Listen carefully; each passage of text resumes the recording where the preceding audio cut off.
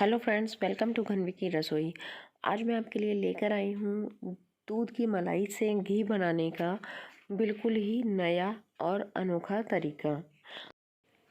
आप भी ये सोचेंगे काश ये तरीका हमें पहले पता होता।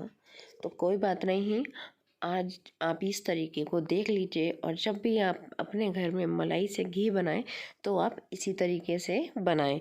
जैसे ना तो आपका कोई बर्तन ज़्यादा गंदे होंगे और ना ही आपको किसी तरह की कोई झंझट होगी। ये फ्रेंड्स, जो मेरी मलाई है वो 15 दिन की मलाई है। मैंने इस तरीके से मलाई को स्टोर करके रखा हुआ था।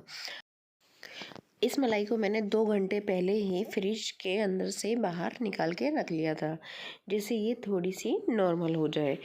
क्योंकि अगर आप तुरंत उसी टाइम पर बनाएंगे और मलाई को उसी टाइम पे अगर फ्रिज के बाहर निकालेंगे तो मलाई बहुत ही ज़्यादा हार्ड होगी और बिल्कुल भी आप उसको मैश नहीं कर पाएंगे। इसलिए 2 घंटे पहले ही आपको मलाई फ्रिज में से निकालनी है, जिससे वो थोड़ी सी सॉफ्ट हो जाए और हम उसको अपने हाथों से ही अच्छे से हैंडल कर पाएँ।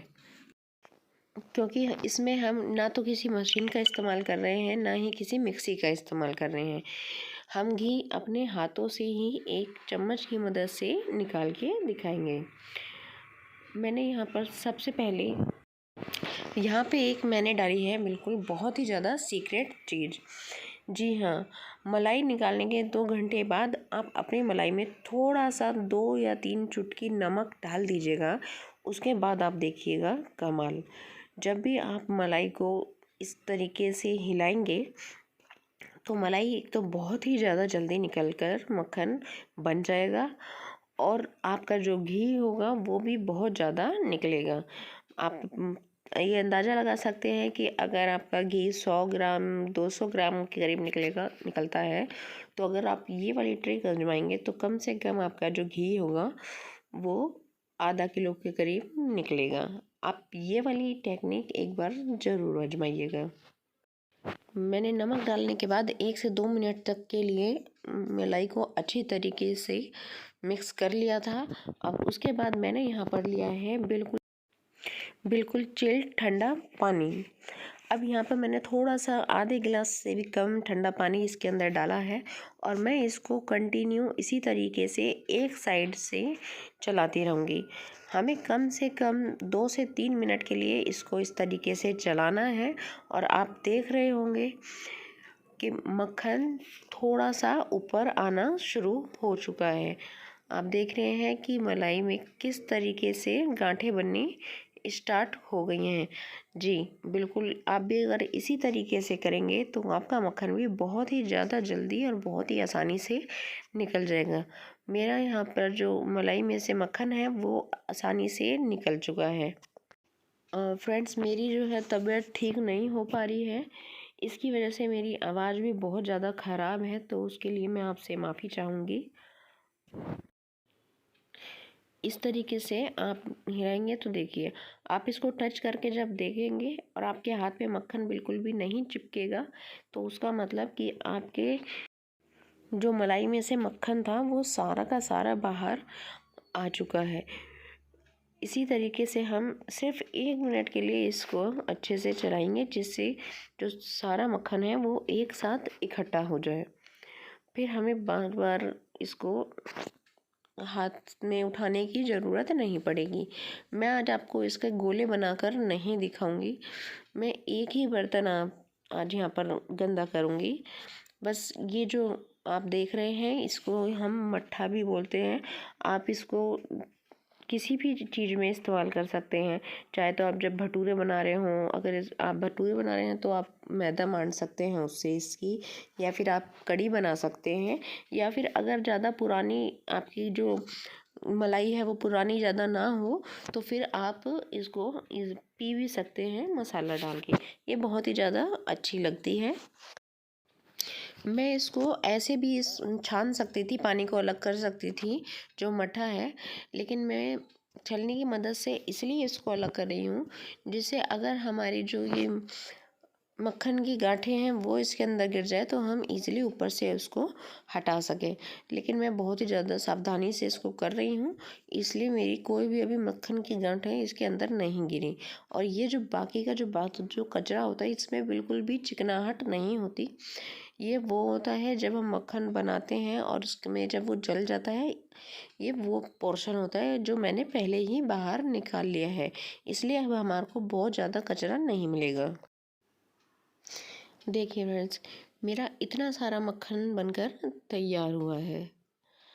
अगर मैं इसकी गोलियां बनाऊं तो कम से कम 3 से 4 गोले इसके आराम से बड़े बड़े बनेंगे। लेकिन मैं आज गोले नहीं बना रही हूँ, मैं इसी तरीके से आपको दिखा रही हूँ। मैं इसको ही सेम गैस पर चढ़ा दूँगी। मैंने इसको हाई फ्लेम पे गैस पे चढ़ा दिया है। लेकिन आप इस बात का हमेशा ध्यान रखिएगा कि जब भी घी को आप हाई फ्लेम पर रखें तो आप वहीं खड़े रहें। ऐसा ना करें कि इसको आप हाई फ्लेम पर रख के अपने दूसरे कामों में लग जाएं। आप हाई फ्लेम पर इसको करें और कंटिन्यू लगातार आपको इसको चम्मच की मदद से चलाते रहना है। फ्रेंड्स, अगर अभी तक भी आपने मेरे चैनल को सब्सक्राइब नहीं किया है तो प्लीज़ मेरे चैनल को सब्सक्राइब कीजिएगा, मेरी वीडियो को लाइक कीजिएगा और ज़्यादा से ज़्यादा इस वीडियो को शेयर कीजिएगा और बेल आइकन को प्रेस करना बिल्कुल मत भूलिएगा, जिससे मेरी वीडियो के आने वाले वीडियो की नोटिफिकेशन आपके पास तुरंत पहुँचे। फ्रेंड्स, मेरी तबीयत थोड़ी सी ख़राब है तो इसलिए मेरी आवाज़ बहुत ज़्यादा ख़राब हो रही है और मुझे थोड़ी सी बोलने में भी तकलीफ़ हो रही है, तो उसके लिए मैं आपसे माफ़ी चाहूँगी। प्लीज़ मुझे सपोर्ट कीजिएगा। हम घी को इसी तरीके से कंटिन्यू चलाना है। यहाँ पे हमें गैस का फ्लेम बिल्कुल हाई कर देना है और इसी तरह चम्मच से बार बार इसको हमें चलाते रहना है।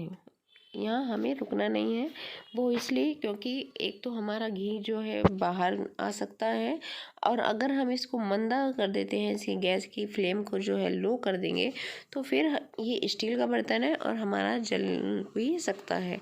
लेकिन जो मैं आपको टेक्निक बता रही हूँ कि आप हाई फ्लेम पे सिर्फ चलाते ही रहेंगे तो ना तो आपका कोई बर्तन जलेगा स्टील में और ना ही आपका घी जलेगा। आप इसी तरीके से कंटिन्यू इसको 4 से 5 मिनट तक ऐसे ही चलाते रहिएगा। आप इस टाइम पे अपने घर का जो भी काम हो सारा छोड़ दीजिएगा। आपका घी आप खुद देखेंगे कि कितनी जल्दी बनकर तैयार हो जाता है, क्योंकि जब हम घी को चढ़ा देते हैं और लो फ्लेम पर करते हैं तो उस टाइम पे कम से कम जो घी होता है हमारा आधा घंटा या 1 घंटा के करीब उसमें हमारी गैस लग जाती है।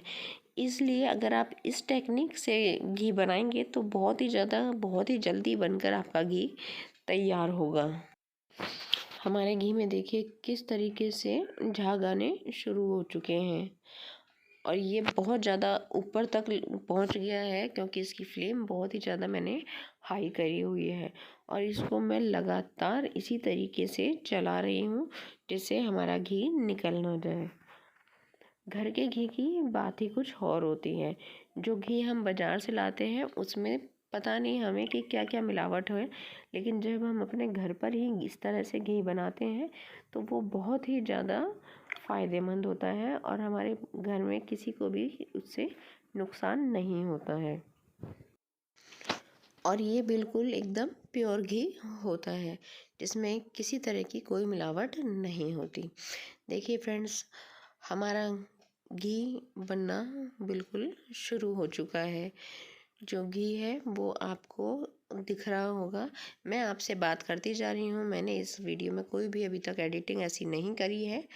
मैं आपको पूरा वीडियो आपको दिखा भी रही हूँ और बात करते करते ही हमारा घी जो है निकलना स्टार्ट हो चुका है।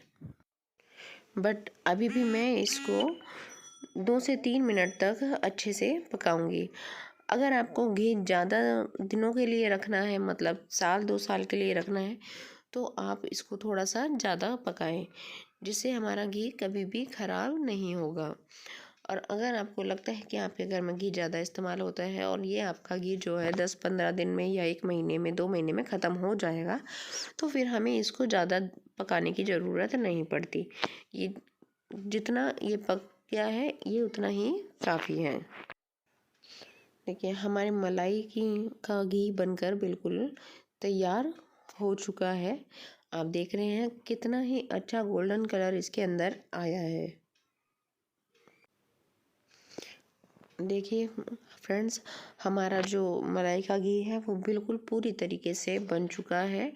और अब मैं इसका जो फ्लेम है वो बंद कर दूंगी और बंद करके इसको 2 से 3 मिनट के लिए या 5 मिनट के लिए इसको अच्छे से ठंडा होने दूंगी। ठंडा होने के बाद मैं अब आपको दिखाती हूँ। अब मैं इसको एक स्टील के डब्बे में, कंटेनर में, आप जो बोलें, उसके अंदर मैं इसको ट्रांसफ़र कर दूंगी। आप चाहें तो इसको कांच में भी रख सकते हैं, लेकिन हमारे घर में ज़्यादातर जो यूज़ होते हैं वो स्टील के कंटेनर होते हैं। तो और जो मेरा घी का डब्बा है वो भी स्टील का ही है। आप देख रहे हैं ये जो मेरा डब्बा है, इसका जो है ये 700 ग्राम का है, जो अच्छे से पूरा भर चुका है। और ये जो मैंने दूसरा लिया है, ये जो डब्बा है ये 200 ग्राम का है, लेकिन इसमें थोड़ा सा घी पहले से भी है, क्योंकि मैं जब मैं रोटी चुपड़ती हूँ तो मैं ज़्यादातर इसी से ही घी का इस्तेमाल करती हूँ। इसे घीदानी बोलते हैं हमारे यहाँ पर। तो जो बचा हुआ घी था वो भी मैंने इसके अंदर डाल दिया है। आप खुद अंदाज़ा लगा लीजिए कि 15 दिन में मेरा कितना सारा घी बनकर तैयार हुआ है। और इसीलिए मैं कभी भी बाहर से घी नहीं खरीदती हूँ। देखिए फ्रेंड्स, मेरा एक जो डब्बा है वो पूरा भर चुका है 700 ग्राम का, और एक जो डब्बा मेरा 200 या 250 ग्राम का जो डब्बा है वो भी मेरा आधा भर चुका है। बस इसके अंदर थोड़ा सा घी पहले भी था, लेकिन वो इतना ज़्यादा नहीं था। देखिए कितना सारा घी सिर्फ 15 दिन की मलाई से हमने यहाँ पर निकाला है। आप भी एक बार इसी टेक्निक से घी निकाल कर ज़रूर देखिएगा। और अगर आपको मेरी ये वीडियो पसंद आए तो प्लीज़ मेरे चैनल को सब्सक्राइब कीजिएगा, मेरी वीडियो को लाइक कीजिएगा और ज़्यादा से ज़्यादा इस वीडियो को शेयर कीजिएगा। और अगर अभी तक भी आपने बेल आइकन को प्रेस नहीं किया है तो आप बेल आइकन को प्रेस कीजिएगा, जिससे आने वाली नोटिफिकेशन आप तक पहुँचे। Thank you.